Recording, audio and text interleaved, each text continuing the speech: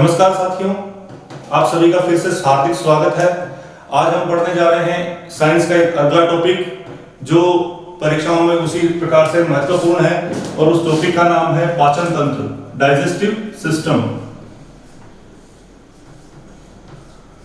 पाचन तंत्र।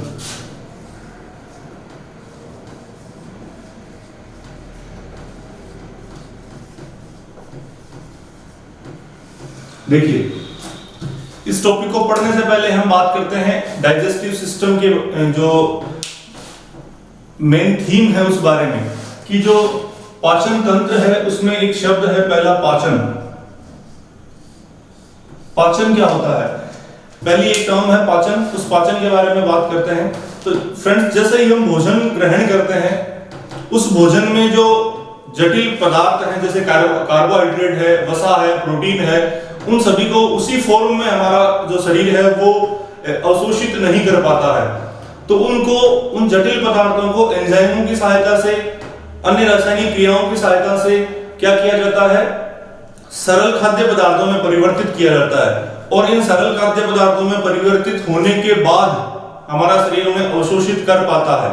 तो सिंपली हम कहें कि पाचन क्या है, तो पाचन एक ऐसी जैव रासायनिक प्रक्रिया है जिसमें क्या किया जाता है?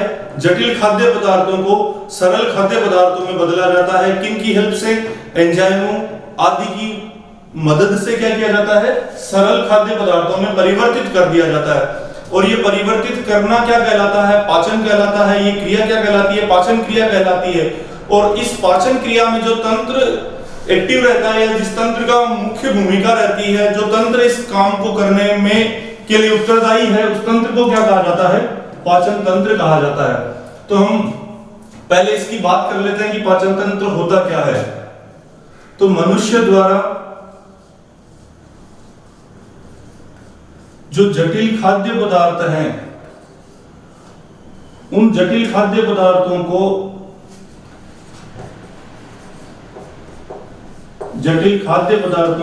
सरल खाद्य पदार्थों में परिवर्तित करना क्या कहलाता है? पाचन कहलाता है। पाचन हो गया। और इससे संबंधित जो तंत्र है वो तंत्र क्या कहलाता है? पाचन तंत्र। अब देखिए, हमने दो तीन खाद्य पदार्थों का नाम लिया। जैसे एक तो था कार्बोहाइड्रेट, एक हमने नाम लिया फैट या वसा का, एक हमने नाम लिया किसका? प्रोटीन का। इन तीनों चीजों से ही, और विटामिन वगैरह हैं, इन तीनों चीजों से हमारे शरीर को क्या मिलती है? ऊर्जा मिलती है किसी भी कार्य को करने के लिए। ऊर्जा प्राप्ति के लिए हम भोजन ग्रहण करते हैं। तो जो कार्बोहाइड्रेट है उसको किस में तोड़ा जाता है? ग्लूकोज में। ऐसा मान लीजिए कि जो जिससे बना हुआ है वो उसी में तोड़ा जाता है, जो जिससे बना हुआ है वो उसी में मिल जाएगा। वैसे ही वही टर्म है वो यहां काम करती है।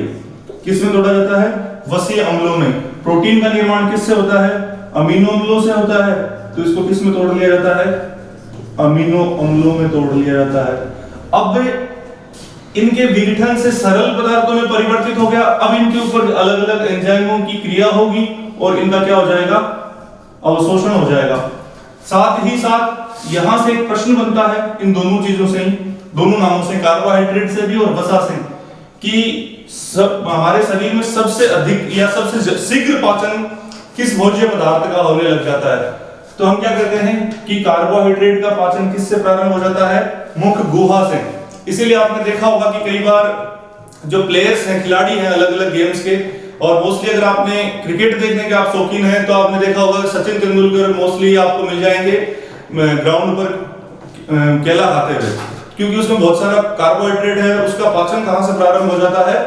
मुख गुहा से ही। इसी प्रकार जो आर्मी वगैरह की या फिर आप राजस्थान पुलिस की तैयारी करने वाले हैं, वो सुबह जिम वगैरह जा रहे हैं, वो लोग भी क्या करते हैं? अपनी डाइट में केले ज्यादा खाते हैं। किस लिए? कि सबसे त्वरित एनर्जी, तुरंत ऊर्जा किससे मिल जाती है? कार्बोहाइड्रेट से। अच्छा, आप एक बात और सोचो। अब हम बात करें किसकी? वसा से जो बनने वाला प्रश्न है। कई बार हम जब खाना खा रहे होते हैं तो खूब सारा घी, चूरमावन, क्योंकि हमारा राजस्थानी जो खाना है उसमें घी वगैरह है, इन चीजों का हम बहुत प्रयोग करते हैं। तो घी में जो फैट है उसका पाचन क्या होता है, लॉन्ग टर्म तक, काफी टाइम तक, सबसे लेट तक पचने वाला यदि कोई खाद्य पदार्थ है वो क्या है, वसा। और इसके साथ साथ एक प्रश्न होता है कि सबसे अधिक जो ऊर्जा या फिर सर्वाधिक ऊर्जा जो मिलती है वो किससे मिलती है, वसा से सबसे अधिक ऊर्जा मिलती है। इसीलिए हमें काफी टाइम तक वसा से युक्त भोजन करने के बाद भूख नहीं लगती। जो प्रोटीन है उससे संबंधित एक प्रश्न पूछा जा सकता है कि हमारे शरीर की जो संरचना का निर्माण है, संरचनात्मक जो ढांचा बनाने का कार्य है वो किसके द्वारा किया जाता है, प्रोटीन्स के द्वारा किया जाता है। अच्छा, इसके साथ साथ ही हम किनको ग्रहण करते हैं, विटामिन्स को। तो विटामिन्स क्या करते हैं हमारे शरीर में, रोग प्रतिरोधक क्षमता, क्योंकि इनसे हमें पोषण तो नहीं मिलता लेकिन इनकी कमी हो जाए, यदि जिस संतुलित मात्रा में मिलने चाहिए उस मात्रा में नहीं मिल पा रहे हैं, इनकी कमी हो जाए तो क्या हो सकते हैं, रोग हो सकते हैं। आगे हम जब पाचन तंत्र के रोग वगैरह पढ़ेंगे तब हम विटामिन के बारे में विस्तार से बात करेंगे। ये बात हो गई। अब हम बात करते हैं हमारे मानव में पाचन तंत्र की पाचन तंत्र के जो भाग हैं वो भाग कौन कौन से हैं और उनके अंतर्गत जो विशेषताएं हैं, कहां से प्रश्न बनने वाला है। मैं साथ साथ साथियों आपको जहां से प्रश्न बनने की संभावनाएं रहती हैं उन बिंदुओं पर भी आपका ध्यान विशेष रूप से आकर्षित करने की कोशिश करता हूं। आप भी इसी बात को नोट डाउन करते रहिएगा कि जहां से प्रश्न बनने की जो प्रायोरिटी रहती है उन चीजों को हम ज्यादा पढ़ें। अच्छा, हम बात करते हैं किसकी, मानव पाचन तंत्र की।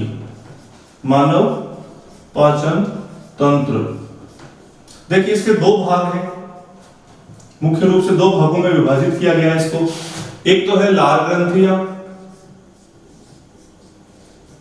सैलाइवरी ग्लैंड्स, और एक क्या है, आहार नाल, एलिमेंट्री केनाल।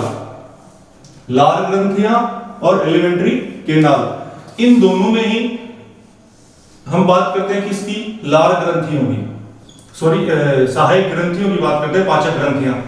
पहली ग्रंथि है उसको लिख दिया मैंने। तो जो पहली ग्रंथि, पाचक ग्रंथियां और आहार नाल। पाचक ग्रंथियां जो है उसमें पहली ग्रंथि कौन सी है, लार ग्रंथि। दो स्टेप आगे चले गए हम। पहली तो कौन सी है, लार ग्रंथि। दूसरी क्या है, यकृत, और फिर क्या है, अग्नाशय। पाचक ग्रंथियां हैं जो पाचन में सहायता करती है, भोजन के पाचन में सहायता करने वाली ग्रंथियां हैं तीनों। अब हम जब एलिमेंट्री केनाल की बात करते हैं तो इसमें क्या जाती है, मुख गुहा, बकल कैविटी, ग्रास नलिका,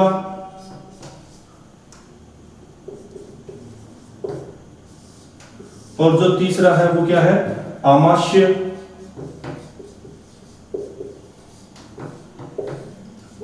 अंतिम भाग क्या है, आंत। ठीक है, जो बकल कैविटी, मुख गुहा है उसको बांटा गया है और भागों में। तो उसमें पहला भाग जो है वो हम पढ़ेंगे क्या, जीभ, दांत, तालु, और एक और भाग इसी में ले लेते हैं, ग्रसनी।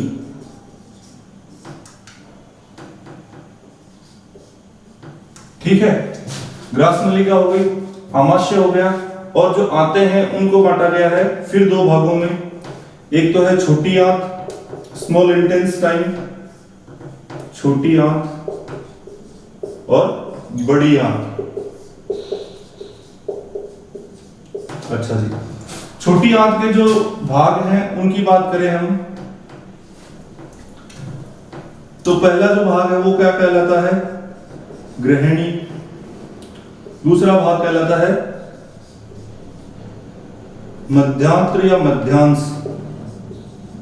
कुछ किताबों में आपको मध्यांश लिखा हुआ मिल जाएगा, मध्यांत्र। तीसरा है इलियम। यदि अंग्रेजी नाम लिखना चाहें तो आप लिख सकते हैं डेडुनम, डोडेनम।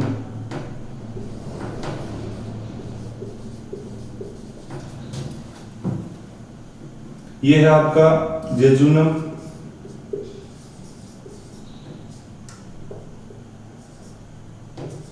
और ये आपका इलियम। ठीक है, जो बड़ी आंत है उसके भी 3 भाग हैं। पहला भाग आ जाता है जिसे बुलाते हैं उंडुक, इसे बोलते हैं कम, और दूसरा भाग है उसे बुलाते हैं वृद्धांत्र, इसे अंग्रेजी में बोलते हैं कोलन, और यह है आपका मलाशय, इसे बुलाते हैं रेक्टम। ठीक है, ये हमने चार्ट से देखा कि जो हमारा पाचन तंत्र है उसके भाग कौन कौन से हैं। पहला भाग क्या है, पाचन ग्रंथियां, और दूसरा क्या है, आहार नाल। पाचक ग्रंथियां कितनी हैं, 3 जो पाचन में सहायता करती है। जो आहार नाल है उसको बांटा गया मुख गुहा, ग्रास नलिका या ग्रसनिका बोल सकते हो आप इसे, ग्रसनिका, आमाशय और आंतें। आंतें जो हैं उनके 2 पार्ट हैं, एक छोटी आंत है और एक बड़ी आंत है। छोटी आंत के 3 भाग हैं, ग्रहणी, मध्यांत्र और इलियम। बड़ी आंत के भी 3 भाग हैं, उंडुक, बृहदांत्र और मलाशय। इस प्रकार ये सारे भाग हो गए। इन सभी भागों के बारे में हम चर्चा करेंगे एक एक करते हुए। तो हमारा पहला जो भाग है पाचक ग्रंथियां, उसकी ओर बढ़ते हैं हम कि जो पाचक ग्रंथियां उसमें कौन कौन सी पाचक ग्रंथियां है और उनका हमारे पाचन प्रक्रिया जो है उसमें क्या योगदान है। जब हम इसकी बात करते हैं तो पहली ही ग्रंथि हमारे सामने क्या आती है, लार ग्रंथि। चिर परिचित नाम है।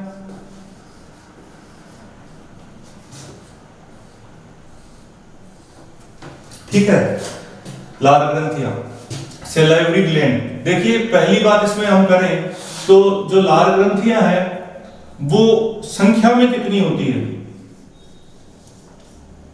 कई बार तो यही प्रश्न आ जाता है कि लार ग्रंथियां संख्या में कितनी होती है। तो जो लार ग्रंथियां हैं उनकी संख्या कितनी होती है, 3 जोड़ी होती है, या फिर हम क्या कह सकते हैं 6। कितनी होती है, 6। अच्छा, जब हम एक प्रश्न और पूछा गया है एक बार, जो राजस्थान रोडवेज की परीक्षा हुई थी उसमें आया था कि प्रतिदिन कोई स्वस्थ व्यक्ति है वो प्रतिदिन लगभग कितनी लार का सिक्रेशन स्राव कर देता है। तो 1 लीटर से लगभग 1.5 लीटर तक प्रतिदिन वो क्या कर देता है, लार का स्राव करता है।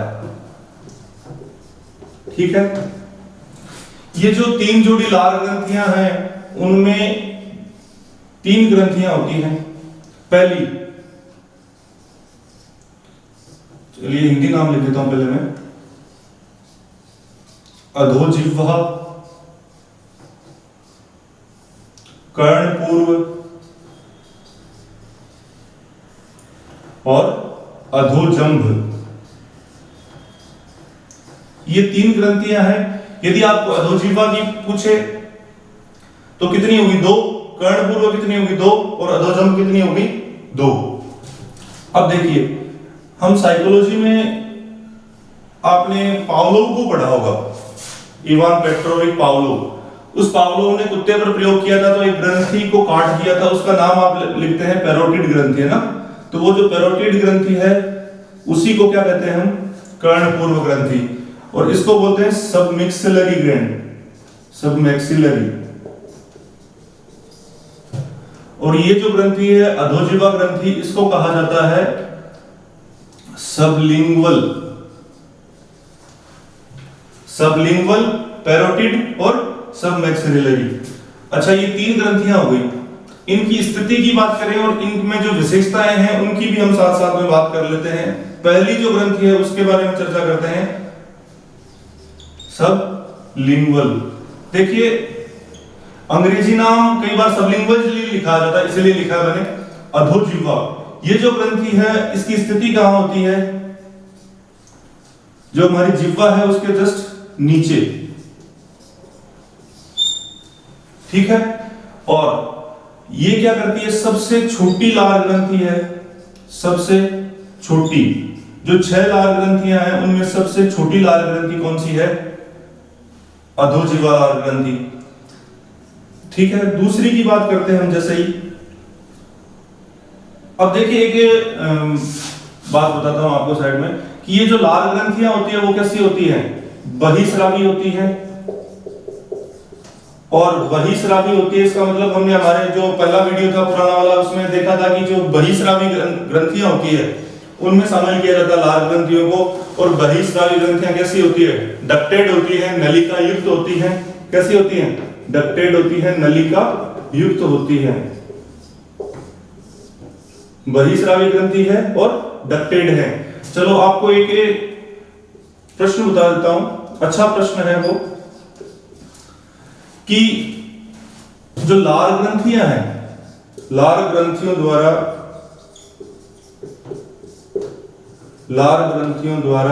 लार स्राव का नियंत्रण, लार स्राव का नियंत्रण किसके द्वारा किया जाता है, लार ग्रंथियों द्वारा लार स्राव का नियंत्रण किसके द्वारा किया जाता है। आपके लिए ऑप्शन लिख देता हूं, अनुमस्तिष्क,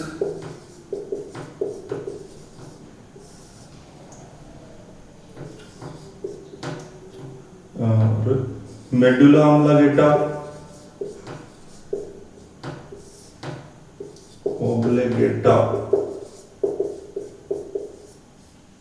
ठीक है।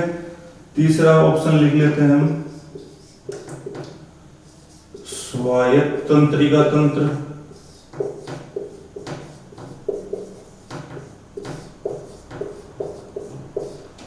चौथा ऑप्शन लिख लेते हैं पीयूष ग्रंथि द्वारा, पिट्यूटरी ग्लैंड द्वारा। ऐसे ही हमें ऑप्शन मिल सकते हैं कि जो लार का सिक्रेशन है वो किसके द्वारा नियंत्रित किया जाता है। आपके लिए प्रश्न है, जब तक आप पढ़ रहे हैं तब तक इस प्रश्न को अपने ध्यान में रखेंगे, सोचेंगे और कमेंट करके मुझे बताएंगे कि इस प्रश्न का आंसर क्या है। वीडियो के लास्ट में मैं इस प्रश्न का आंसर भी आपको बता दूंगा। देखिए, सबसे छोटी होती है। दूसरी ग्रंथि की हम बात करें किसकी, पैरोटिड की। जो पैरोटिड ग्रंथि है उसको हम क्या कहते हैं, कर्णपूर्व। तो इसकी जो फॉर्मेशन है, ये जहां खुलती है तो दोनों जबड़े हैं ना, उन दोनों जबड़ों का जो जॉइंट है वहां खुलती है, दोनों जबड़ों के मध्य खुलती है। ठीक है। और जो पैरोटिड ग्रंथि है वो क्या होती है, सबसे बड़ी ग्रंथि है, सबसे बड़ी ग्रंथियों में से एक है। अच्छा, पैरोटिड ग्रंथि में जब हम रोग पढ़ते हैं तो एक रोग होता है मम्स, इंपॉर्टेंट है ये प्रश्न, मम्स रोग। इसमें पैरामिक्सो वायरस होता है, पैरामिक्सो वायरस, आजकल वायरसों का चलन चल रहा है। पैरामिक्सो वायरस जो है वो इसमें संक्रमण कर देता है, तो जो पैरोटिड ग्रंथियां हैं वो सूज जाती है और यहां गांठें सी बन जाती है और उनमें दर्द भी होता है। आकार में सबसे बड़ी होती है। यदि लार के सिक्रेशन की बात करें हम पैरोटिड से, तो ये लगभग 20 से 25% लार का सिक्रेशन करती है। ठीक है। हमारी जो तीसरी ग्रंथि है वो कौन सी है, सबमैक्सिलरी।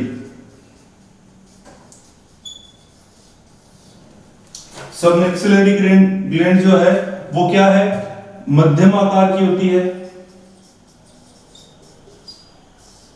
और सबसे अधिक लार का सिक्रेशन करती है, लगभग 70 to 75% ऑफ टोटल लार का सिक्रेशन करती है। ठीक है। ये होने के बाद सबसे अधिक, अगर आपसे ये पूछ लिया जाए कि सबसे ज्यादा लार का सिक्रेशन कौन सी ग्रंथि करती है, तो आपकी अधोजंग। और सबसे कम आपसे पूछ लिया जाए तो कौन सी बताएंगे, अधोजिह्वा ग्रंथि। मम्स रोग का संबंध किस लार ग्रंथि से है, तो पैरोटिड लार ग्रंथि से। सबसे बड़ी कौन सी है, पैरोटिड लार ग्रंथि। सबसे छोटी कौन सी है, सबलिंगुअल लार ग्रंथि। अच्छा, हमने एक बात देखी कि ये ग्रंथियां कैसी होती है, डक्टेड होती है, नलिका युक्त होती है, इसीलिए इनको क्या कहा जाता है, बहिस्रावी ग्रंथियां कहा जाता है। देखिए, जो एक प्रश्न और बनता है, महत्वपूर्ण प्रश्न है कि जो अधोजीवा लार ग्रंथि है उसमें क्या होता है, जो नलिकाएं होती है उन नलिकाओं के नाम लिख देता हूं मैं। तो इस ग्रंथि की जो लार ग्रंथियां हैं उनको कहा जाता है, यहां लिख लेते हैं,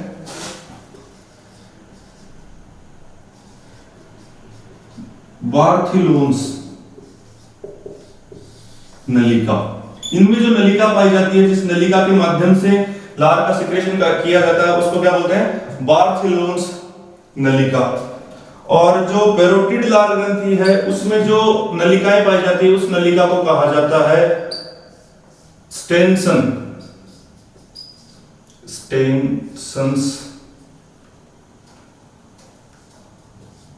स्टेनसन की नलिका, स्टेनसन की नलिका, बार्थिलोन की नलिका। और जो सबमिक्सिलरी ग्लैंड है, लार ग्रंथि है, उसमें वार्टन्स नलिका कहा जाता है। जो नलिका उपस्थित होती है, हमने ये बात तो देखी है ना कि जो लार ग्रंथियां हैं उनमें नलिकाएं होती हैं, तो तीनों की जो नलिकाएं हैं उनसे संबंधित प्रश्न कई बार पूछ लिया जा सकता है। बार्थिलोन, स्टेनसन्स और वार्टन्स नलिका, ये तीनों नलिकाएं इनमें पाई जाती है। अब हम बात कर लेते हैं हमारे इस प्रश्न की, ताकि हम इसे मिटा सकें। तो फ्रेंड्स, जो लार ग्रंथियों से लार का सिक्रेशन है उसका जो नियंत्रण है वो करने वाली जो संरचना है हमारे शरीर की, मस्तिष्क की, वो है स्वायत्त तंत्रिका तंत्र। ध्यान रखिएगा, स्वायत्त तंत्रिका तंत्र द्वारा क्या होता है, लार के स्राव का नियंत्रण। स्वायत्त तंत्रिका तंत्र में हम दो चीजों को पढ़ते हैं, एक तो अनुकंपी तंत्रिका तंत्र को पढ़ते हैं और एक परानुकंपी तंत्रिका तंत्र को पढ़ते हैं। तो जो अनुकंपी और परानुकंपी तंत्रिका तंत्र है वो लार के सिक्रेशन में अपना नियंत्रण स्थापित करते हैं। हम कई बार देखते हैं कि हम किसी चीज से डर जाएं यदि, या फिर हमें किसी चीज की खुशी मिल जाए, या हमें कोई दुख हो, उस समय भी हमारा जो मुख गुहा है वो सूख जाती है, नमी है वो खत्म हो जाती है हमारे मुख गुहा की। तो अनुकंपी जो तंत्रिका तंत्र जब सक्रिय हो जाता है, अनुकंपी तंत्रिका तंत्र के सक्रिय होने पर क्या होगा कि लार का सिक्रेशन कम हो जाएगा, और जब लार का सिक्रेशन कम होगा तो क्या, ये ग्रंथियां लार का सिक्रेशन कम करेगी। इसीलिए ये कहा जाता है कि स्वायत्त तंत्रिका तंत्र लार ग्रंथियों द्वारा स्रावित होने वाली जो लार है उसके ऊपर क्या करता है, नियंत्रण स्थापित करता है। इसके साथ साथ ही हम बात करते हैं अगले बिंदु की। अगले बिंदु की जैसे ही बात करते हैं तो जो लार ग्रंथियां हैं या उनके द्वारा जो स्रावित हमारी लार है उसके पीएच मान की बात करते हैं। लार का जो पीएच मान है वो कितना होता है, 6.8। अब जब पीएच मान 7 से कम है तो ये कैसा हो गया, हल्का क्षारीय। दोनों ही बातें प्रश्न बनती है दोनों कि कैसा होता है, हल्का क्षारीय या फिर कितना होता है, एग्जैक्टली 6.8। अच्छा जी, हमने देखा कि मानव में लार ग्रंथियां कितनी होती है, 6 या 3 जोड़ी। अब हम बात करते हैं किसकी, खरगोश की। जो रेबिट है, खरगोश है, उसमें लार ग्रंथियों की संख्या कितनी होती है, तो लार ग्रंथियां कितनी होती है उसमें, 4, 3 जोड़ी होती है इनमें, और ये कितनी होती है, टोटल 6। खरगोश में कितनी है, 4। और जब हम बिल्ली की बात करें यदि, तो बिल्ली में कितनी होती है, ना 3 होती है ना 4 होती है, कितनी होती है, 5। अब देखिए, प्रश्न एक बार आया हुआ है, ये इसलिए मैंने बताया आपको। एक बार प्रश्न आया था कि निम्न में से कौन सा जीव है जिसमें लार ग्रंथियां नहीं पाई जाती, लार ग्रंथियां अनुपस्थित होती है। कौन सा जीव है जिसमें लार ग्रंथियां अनुपस्थित होती है, तो वो क्या है अपना, फ्रॉग, मेंढक। मेंढक में लार ग्रंथियां अनुपस्थित होती है, नहीं पाई जाती है। किसी भी प्रकार की लार ग्रंथि जो है वो मेंढक में नहीं पाई जाती है। अच्छा, हम आगे बात करते हैं लार की जो कंपोजिशन है उसके बारे में। तो इसमें लगभग 90 से 95% क्या होता है, जल होता है। संगठन की अगर कंपोजिशन की हम बात करें, जल, और इसमें एक एंजाइम होता है लाइसोजाइम एंजाइम। लाइसोजाइम एंजाइम, ये एंजाइम क्या करता है कि जो भोजन के साथ, हमने जो भोजन लिया उसके साथ यदि कोई बैक्टीरिया वगैरह आ गए हैं, सूक्ष्म जीव आ गए हैं, उन बैक्टीरिया को क्या कर देता है, नष्ट कर देता है। ये क्या करता है, इन बैक्टीरिया की जो सेल वॉल है, कोशिका भित्ति है, उस भित्ति के ऊपर अटैक करता है, उस भित्ति को तोड़ देता है। अच्छा, इसके साथ साथ ही हम यदि बात करें तो लाइसोजाइम के साथ साथ एक और एंजाइम पाया जाता है, टाइलिन। टाइलिन जो एंजाइम है वो क्या करता है, स्टार्च पर कार्य करता है और स्टार्च को किस में बदल देता है, माल्टोज और ग्लूकोज में, माल्टोज में बदल देता है। इसीलिए हम कई बार ज्यादा भूख लगी हो हमें, या फिर हम बिस्किट या ब्रेड वगैरह कुछ खा रहे हो, तो जब हम ब्रेड का टुकड़ा मुंह में लेकर थोड़ी देर के लिए चबाते हैं, तो चबाने के बाद क्या हमें थोड़ी देर में वो क्या लगने लग जाता है, मीठा लगने लग जाता है, क्योंकि माल्टोज क्या है, एक डाइसेकेराइड है, सेकेराइड है।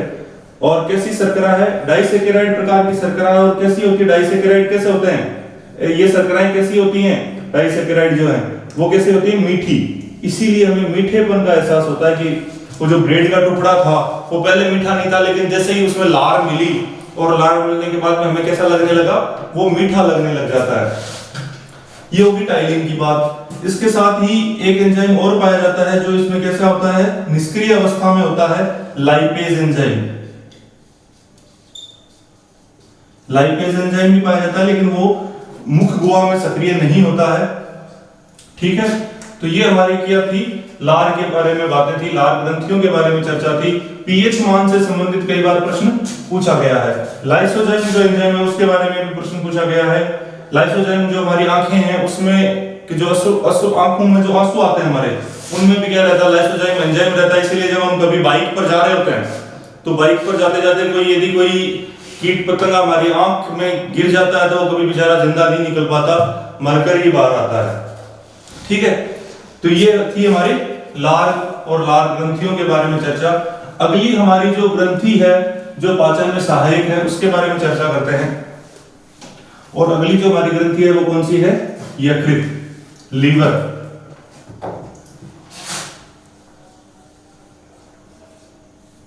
यकृत या लीवर। देखिए एक सर्वसाधारण प्रश्न,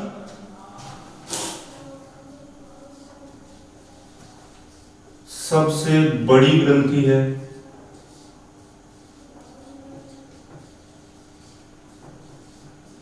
सामान्य, साधारण और आधारभूत प्रश्न। सबसे बड़ी ग्रंथि कौन सी है, लीवर है। अच्छा जी, आगे बात करते हैं। कहां स्थित होता है, यदि स्थिति की बात करें तो हम कहां स्थित होता है, उदर गुहा में।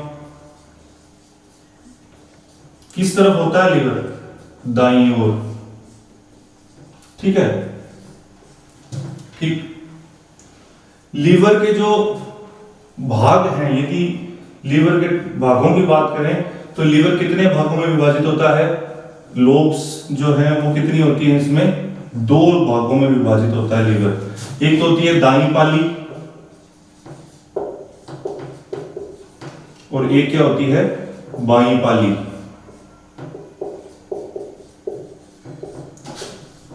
जो दाईं पाली होती है वो अपेक्षाकृत क्या होती है, बड़ी होती है, किससे, बाईं पाली से।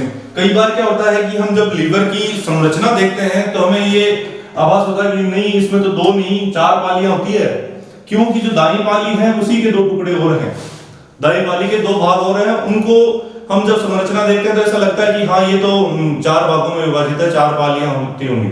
अच्छा, इसी से जुड़ी रहती है कौन, एक नलिकाकार संरचना से जुड़ा रहता है, और वो किसमें खुलती है फिर, पित्ताशय में। और पित्ताशय से क्या निकलता है, पित्त रस। देखिए यदि ये बात आ जाए कि पित्त रस जो है उसका निर्माण कहां होता है, तो कहां होता है, यकृत में होता है, लेकिन संग्रहण कहां होता है? पित्ताशय में।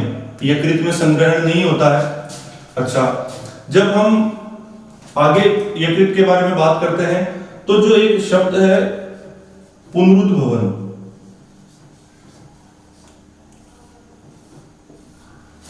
पुनरुद्भवन का मतलब ये है कि एक कॉमन एग्जांपल लेते हैं पुनरुद्भवन से संबंधित। आपने कभी छिपकली देखी होगी। जब हम कई बार साफ सफाई कर रहे होते हैं तो छिपकली के कोई झाड़ू वगैरह या किसी डंडे की लगने से या कोई भी चोट लगने से उसकी पूंछ टूट जाती है और कुछ दिनों बाद में वापस आ जाती है ना। तो मतलब हम ये कह सकते हैं कि जो रिपेयरिंग की कैपेसिटी है, टूट कोई हिस्सा जैसे हमारी उंगली को यहाँ से तोड़कर कोई अलग कर दे फिर वापस आ जाए, ऐसी जो कंडीशन है उसको कहा जाता है पुनरुद्भवन, मतलब वापस उसमें रिपेयरिंग हो जाना। तो जो पुनरुद्भवन की क्षमता होती है वो लीवर में क्या होती है? सर्वाधिक होती है। और इसके विपरीत एक प्रश्न है कि मस्तिष्क में जो पुनरुद्भवन की क्षमता है वो क्या होती है? सबसे कम होती है। हमारी बॉडी की बात कर रहे हैं, हमारी बॉडी में, मनुष्य के शरीर में यकृत में पुनरुद्भवन की क्षमता क्या होती है? सर्वाधिक होती है। और जो मस्तिष्क है उनमें क्या होती है? सबसे कम होती है। अच्छा, यदि हम इसकी संरचना के बारे में बात करें कि यकृत की संरचना कैसी होती है, तो संरचना में यकृत अनेकों यकृत पिंडकों से मिलकर बना होता है। यकृत पिंडक होते हैं। इन यकृत पिंडकों से ही किसका स्राव किया जाता है? पित्तरस का। इनमें कोशिकाएं होती हैं, वो कोशिकाएं क्या करती हैं? पित्तरस का स्राव करती है। देखिए अगली इसके बारे में इंपॉर्टेंट लाइन है कि इनमें होती हैं कुफर कोशिकाएं, कुफर सेल्स होती हैं। वो क्या करती हैं कि जो हमारी आरबीसी हमने पढ़ी थी वो उसका जीवन काल 120 दिन है, तो जो जीर्ण अवस्था में पहुंच चुकी या जो डैमेज्ड आरबीसी है उनका भक्षण करती है। इसीलिए इन कुफर कोशिकाओं को क्या कहा जाता है? भक्षकाणु कहा जाता है।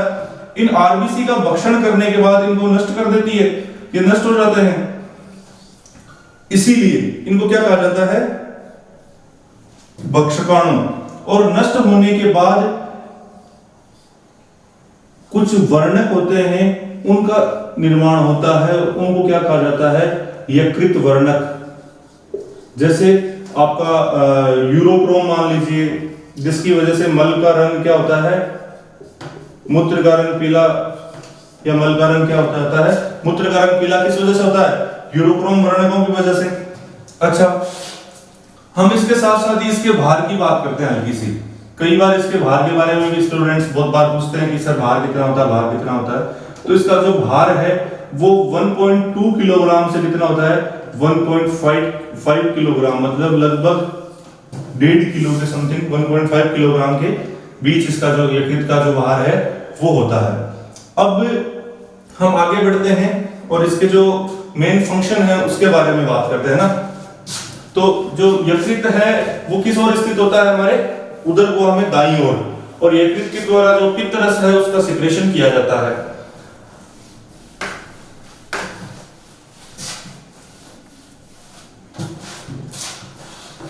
देखिए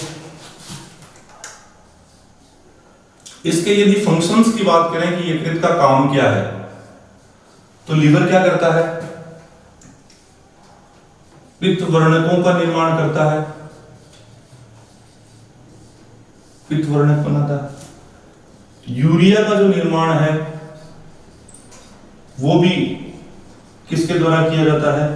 यकृत के द्वारा किया जाता है। कुछ जीवों में अमोनिया का निर्माण भी किसमें होता है? यकृत के द्वारा किया जाता है। देखिए यहां ये कॉमन बातें हैं, यहां से प्रश्न आने की संभावनाएं नहीं रहती है, इसीलिए मैंने इनको अलग लिखा है। अब जहां से कई बार प्रश्न पूछे जाते हैं वो अलग लिखते हैं। एक प्रक्रिया है ग्लाइकोजेनेसिस।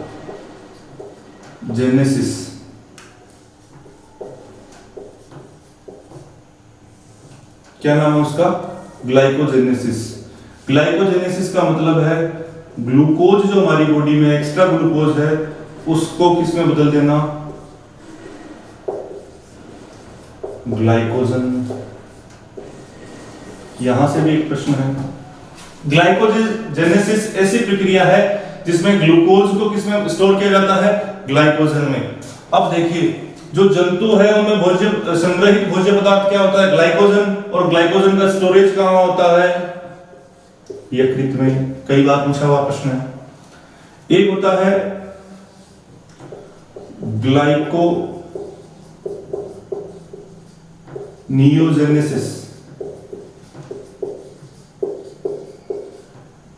ग्लाइको नियोजेनेसिस। इस प्रक्रिया में क्या होता है कि जो अमीनो अम्ल है, उन अमीनो अम्लों से क्या बन जाता है?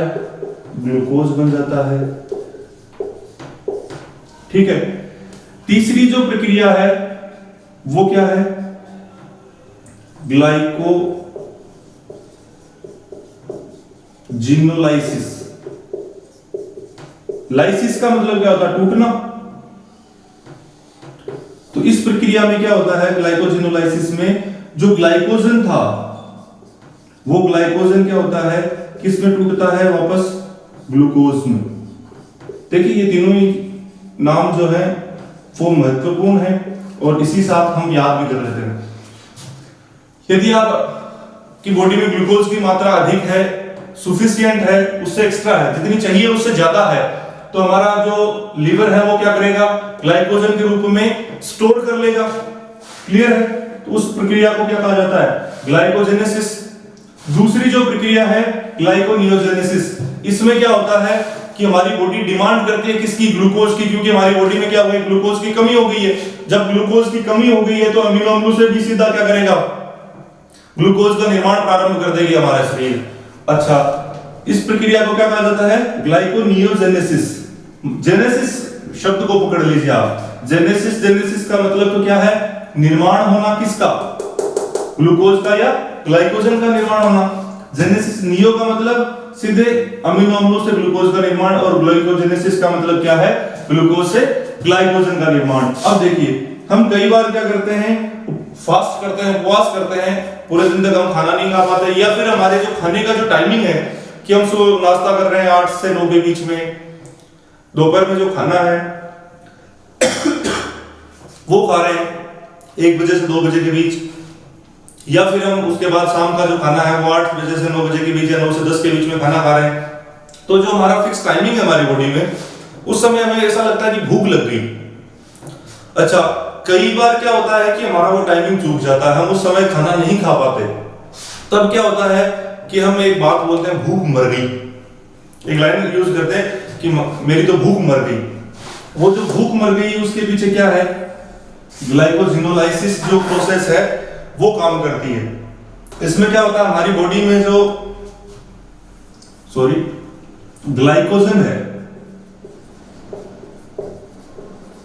ग्लाइकोजन है, उस ग्लाइकोजन को क्या किया जाता है?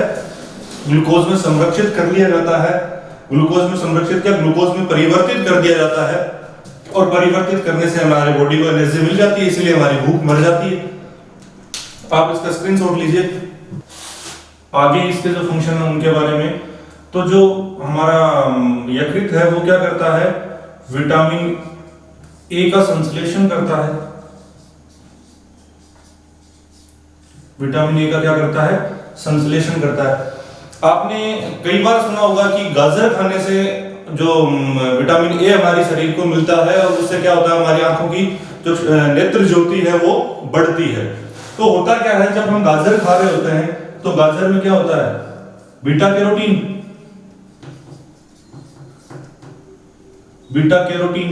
ये बीटा कैरोटीन क्या करता है कि यकृत में विटामिन ए के संश्लेषण में मदद करता है, क्योंकि जो विटामिन ए के जो मिलने वाले जो पदार्थ हैं जो हम खाएं, सप्लीमेंट फूड हैं, वो क्या करते हैं कि यकृत को प्रेरित करते हैं विटामिन ए के संश्लेषण में। और जब विटामिन ए के संश्लेषण के लिए यकृत को प्रेरित किया जाता है तो विटामिन ए का संश्लेषण प्रारंभ हो जाता है। और जितनी ज्यादा डाइट हम विटामिन ए की लेंगे, उतना ही जितना ज्यादा विटामिन ए को बनाने के लिए प्रेरित करने वाले भोज्य पदार्थ हम ग्रहण करेंगे, उतना ज्यादा विटामिन ए होगा और उतनी ज्यादा हमारी आंखें क्या होंगी?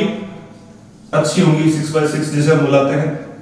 आगे हम बात करते हैं तो जो विटामिन ए के संश्लेषण के साथ साथ ही यकृत क्या करता है, निराविशीकरण में मदद करता है, डिटॉक्सिफाई करने में हमारी बॉडी में जो टॉक्सिन्स बनते हैं, जो विष बनते हैं, उन विष को, जो टॉक्सिन्स हैं उनको, उनसे हमारी बॉडी को निराविशीकरण करने में हमारा यकृत क्या करता है, हेल्प करता है। अच्छा, एक बात और रह जाती है कि एक प्रश्न पूछा हुआ है कि जो यकृत के ऊपर झिल्ली पाई जाती है, उस झिल्ली को क्या कहते हैं, उस झिल्ली को कहा जाता है पेरिटोनियम झिल्ली। पेरिटोनियम झिल्ली, पेरिटोनियम मेम्ब्रेन कहा जाता है यकृत के ऊपर पाई जाने वाली झिल्ली को। ठीक है। जसराज जी का कल वाले वीडियो पर एक कमेंट आया था कि उन्होंने साइकोलॉजी में पढ़ा है कि जो बालक है उसमें 60 दिन का जब भ्रूण बन जाता है तो उसमें हृदय की धड़कन प्रारंभ हो जाती है। तो जसराज जी, शायद मैंने आपको क्लास में भी इसके बारे में बताया था, जो 12th क्लास की साइंस की बुक है, 12th क्लास की साइंस की बुक है, उस बुक में आप पेज नंबर देखिएगा 278, वहां आपको स्पष्ट शब्दों में लिखा हुआ मिल जाएगा कि जो बालक में हृदय की धड़कन है वो कितने दिनों बाद प्रारंभ हो जाती है, 28 दिन बाद प्रारंभ हो जाती है, और जो हृदय की धड़कन प्रारंभ होती है वो कितनी होती है, 28 बार प्रति मिनट।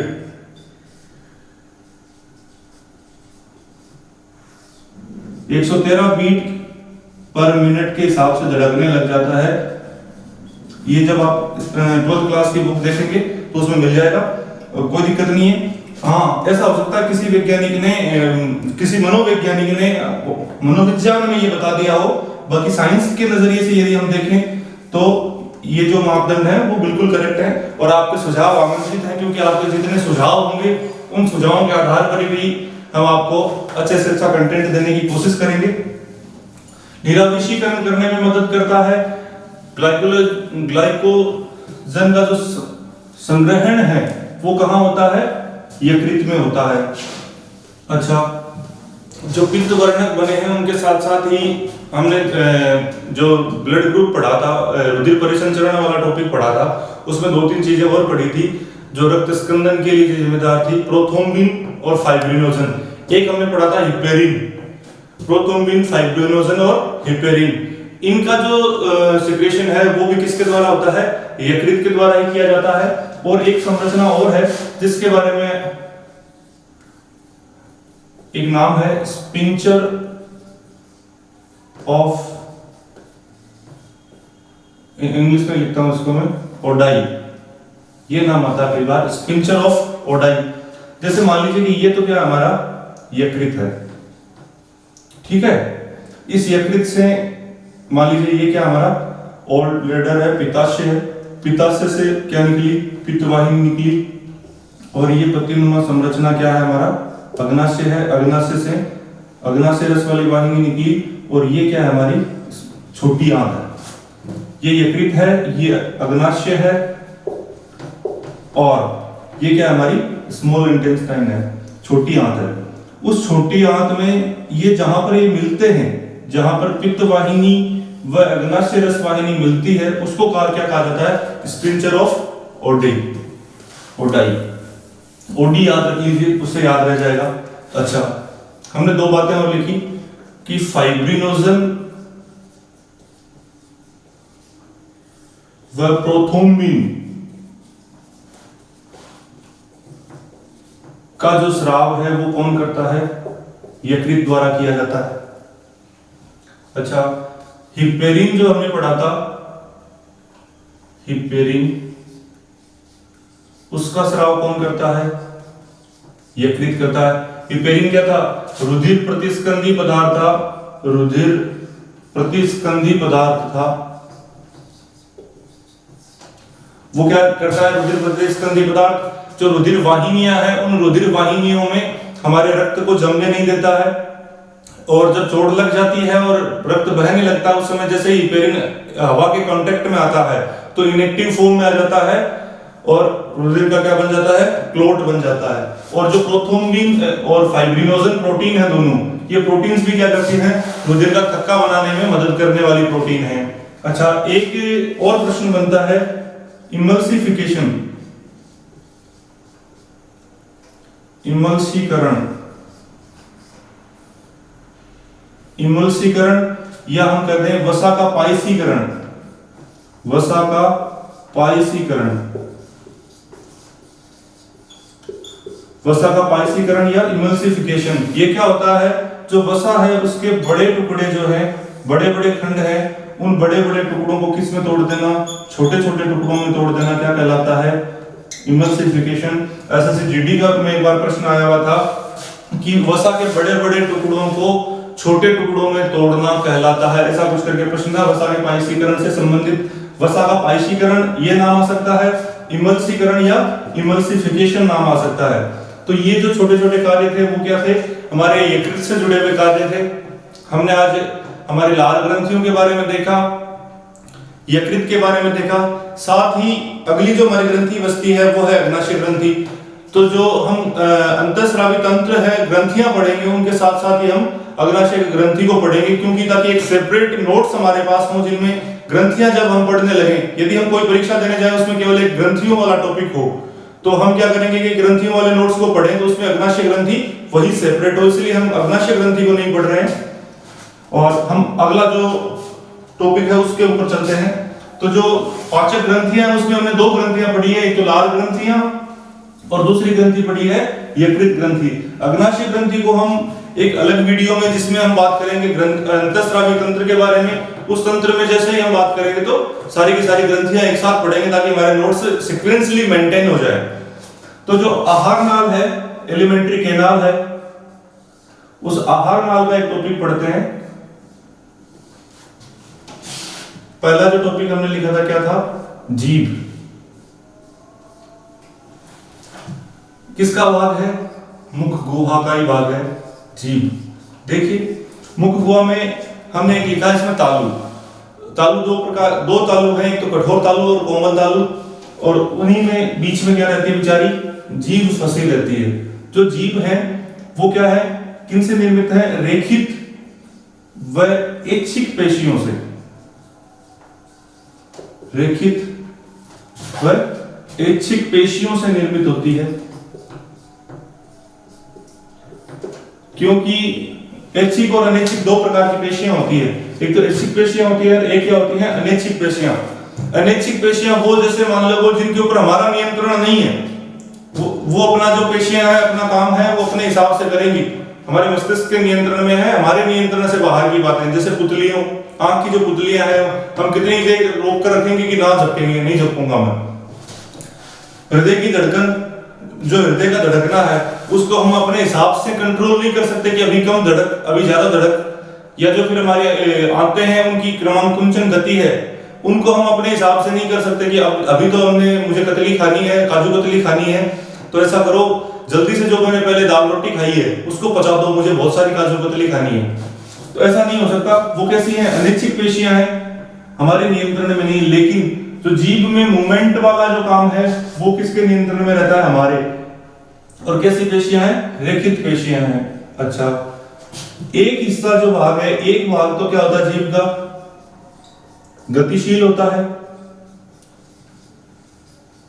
जीभ का एक भाग तो क्या है, गतिशील है। एक तरफ से हम उठा बाहर निकाल सकते हैं, वापस अंदर ले सकते हैं, लेफ्ट राइट में यहां वहां कुछ फंसा हुआ हो उसको निकाल सकते हैं। लेकिन जो दूसरा भाग है, दूसरा हिस्सा है, वो जुड़ा रहता है किस माध्यम से, दूसरा भाग है उस, वहां से प्रश्न आता है कि किससे जुड़ा रहता है, फ्रेनुलम से। साथियों, जब हम हमारा जो स्केलेटन सिस्टम है, जो कंकाल तंत्र है वो पढ़ेंगे, तब हम बात करेंगे तो एक अस्थि आती है, हायोइड अस्थि। उस हायोइड अस्थि से किसके माध्यम से जुड़ा रहता है, फ्रेनुलम के माध्यम से जुड़ा रहता है। अच्छा, यदि अब मैं कार्यों की बात करूं तो निश्चित रूप से आप कार्य सारे के सारे जानते हैं। क्या करवाना, स्वाद का ज्ञान करवाना, स्वाद का ज्ञान करवाना, और जो भोजन है उसको मुंह में इधर उधर गति प्रदान करना। ये जो कार्य हैं वो किसके हैं, जीवा के। एक कार्य और है, यदि ना हो तो हम नहीं कर पाएंगे। बोलने में क्या करना, मदद करना, बोलने में क्या करना, हेल्प करना। अच्छा जी, अब देखिए एक तो ये प्रश्न बनता है, एक ये प्रश्न बनता है, दूसरा जो 2-3 प्रश्न बनने वाले हैं अलग से, उनके बारे में बात करते हैं जहां से प्रश्न पूछे जा सकते हैं, क्योंकि स्वाद का ज्ञान करना ये प्रश्न आपको और हमें नहीं पूछा जाएगा कहीं। जो स्वाद से संबंधित बातें हैं वहां से प्रश्न आता है कई बार, तो हम एक बड़ी सी जीभ बना लेते हैं जितनी बना पाते हैं, टेढ़ी मेढ़ी है थोड़ी, लेकिन आप समझ जाएंगे। जीभ है, जो इसका अग्रभाग है, जीभ का जो अग्रभाग है वो किस प्रकार के स्वाद का ज्ञान करवाता है, मीठे का। जो मीठा स्वाद है उसका ज्ञान कहां से होता है, हमारी जीभ के अग्रभाग से। जैसे ही हम इसके किनारों की ओर बढ़ते हैं, पार्श्व भाग की ओर बढ़ते हैं, तो इससे किसका ज्ञान होता है, हमें किस प्रकार के स्वाद का ज्ञान करवाते हैं, ये नमकीन। ठीक है, कुछ लोग हैं जिनके मुंह में पानी आ रहा है, अब और आएगा, क्योंकि ये जो भाग है वो नाम लेते ही पानी आ जाता है। इस भाग से किसका ज्ञान करवाया जाता है, खट्टे पदार्थों का, जो खट्टापन है उसका। यदि नींबू, आंवला, ऐसे जो इमली, इनके नाम लिए जाए, केवल नाम ले लिए जाए, तो हमें हमारे मुंह में क्या आ जाता है, पानी आ जाता है। वो पानी क्या है, लार है। ठीक है, और जो पश्च भाग बचा है, जो पश्च भाग है वो किसका ज्ञान करवाता है, कड़वे स्वाद का। यदि आप नीम की कुछ पत्तियां हो जो कड़वा स्वाद हो वो ले। अब देखिए बाकी सारा कुछ हो गया, हमने देख लिया अग्र भाग से मीठे का, नमकीन का, खट्टे का, कड़वे का। जो बीच में बचा है ना, ये इसके लिए एनसीईआरटी में एक लाइन लिखी हुई है कि ये कैसा टेस्ट करवाता है, उमामी। इस प्रकार के टेस्ट का ज्ञान करवाता है। अब ये नया नाम कहां से आया, इसका मतलब क्या है बताता हूं आपको। यदि हम कई बार लहसुन खाएं, हम प्याज खा रहे हैं इन दिनों में खूब, गर्मियों का मौसम है, तो जो लहसुन, प्याज, ये जो चीजें हैं जो इनके अलावा बच गई, मीठा, नमकीन, खट्टा, कड़वा, इनके अलावा जो चीजें बच गई, उसका जो ज्ञान करवाने वाली जगह है जिह्वा में, वो कौन सी है, बीच का जो एरिया है। मांसल संरचना होती है जीभ, मांसपेशियों से घिरी होती है, मांसपेशियों से निर्मित होती है। और कैसी मांसपेशियां होती है, रेखित या ऐच्छिक पेशियां होती है। ये रहे आपके जीभ के जो अलग अलग भाग हैं उनसे संबंधित प्रश्न। बहुत बार ऐसा आता है कि इन सारे भागों को एक साथ लिख दिया जाता है, मीठा, नमकीन, खट्टा, कड़वा, और हमें मिलान, सुमेलित कीजिए, ऐसे प्रश्न भी कई बार देखने को मिले हैं। तो आप इन प्रश्नों का ध्यान रखेंगे। आई होप आपको हमारा वीडियोस है वो अच्छे लग रहे होंगे। तो फ्रेंड्स, आप जो वीडियोस देख रहे हैं वो लाइक करें, शेयर करें और सब्सक्राइब करें। Thank you.